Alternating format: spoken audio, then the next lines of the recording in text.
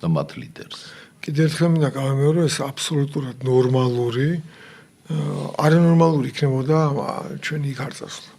ეს აბსოლუტურად ნორმალური საქციელი არის. ერთის მხრივ ირანში პრეზიდენტის წასვლა მისამძიმებლად და მეორე მხრივ რუსეთის შეერთებულ შტატების საელჩოში ეპატიჟებიან პრემიერ-მინისტრს იმისთვის, რომ აღნიშნოს თავისი დამოუკიდებლობის დღე, იქ მისვლა და ამის გაკეთება და არანაირ კოლიზიას მე აქ ვერ ვხედავ. ეს არის სახელმწიფო. ეს არის სახელმწიფოს სუვერენული პოლიტიკა და დივერსიფიკაცია შენი საგარეო ვექტორების და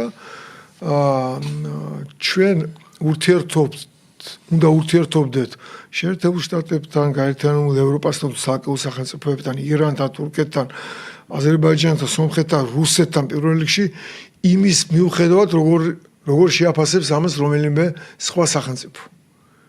ეს ურთიერთობა ირანთან, საქართველოს ურთიერთობა არ არის და არ უნდა იყოს დამოკიდებული შეერთებული შტატების, ისრაელის ან რომელიმე სხვა ჩვენი სახელმწიფო რომელიმე პარტნიორი სახელმწიფოს და ირანის ურთიერთობას. ასევე ჩვენი ურთიერთობა რუსეთთან არ უნდა იყოს დამოკიდებული და შეთანხმებული შეერთებულ შტატებთან, ევროკავშირთან, რომელიმე სხვა სახელმწიფოსთან.